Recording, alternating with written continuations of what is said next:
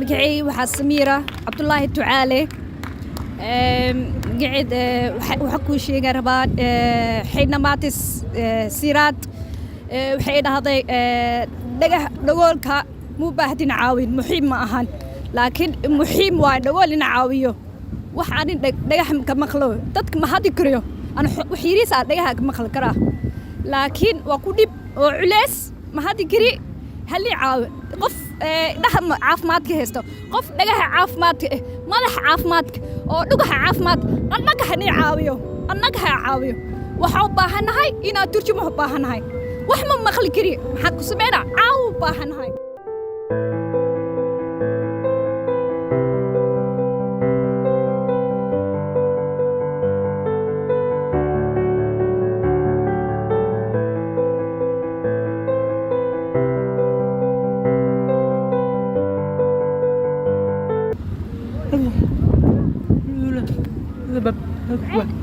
هيدا فاملي جاي يشيكتي هيدا هذا أخبارته حقنا دقون مو بهدين عاويو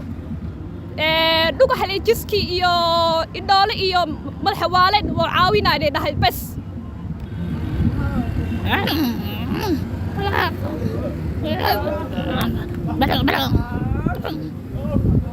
هيدا هاي أنا كأيتي أو باهن هاي أيتي نما هسنو ما نكس جدك مركز صباح السعوديد عسكري ولا حرا ولا خبا ما حكاها يعني وحنا مقلوي أف ما حد يكري إن حاربة إن دولة هدينا عاوية إن أيتي هلا سميو ما توحى محارات توحى السعودية مقالة مقدشو مركب حال ربا دولة مقدشو جوانو نفذها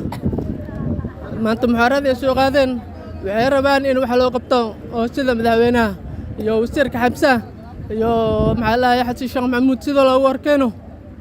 markaaneed waxay u baahan yihiin marka waxay u baahan yihiin sida wax u qabtaan dadka naafada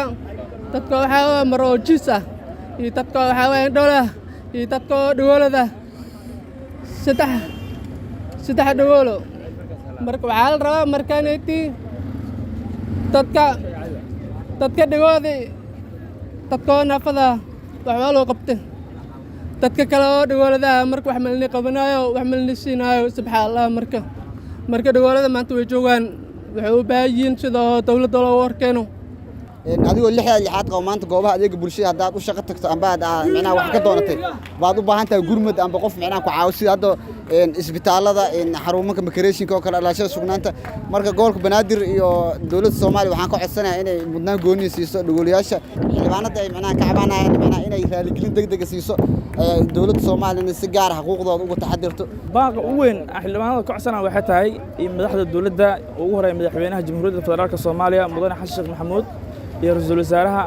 dawladda Soomaaliya iyo golaha shacabka baarlamaanka in miisaaniyada u suubiyaan dadka naafada ah qaasatan dadka dhogoolada ah aan yani cid u hadasha aysan jirin waayo ma haystaan iskuul toos ay dhigtaan ma haystaan waxbarasho ay aadaan ma haystaan macallimiin si toos ah wax u baro iskuulada ah intaan shacabka Soomaaliyeed ay wax barato ee dawladdu iskoolaadka u suubisay lacag la'aanta ah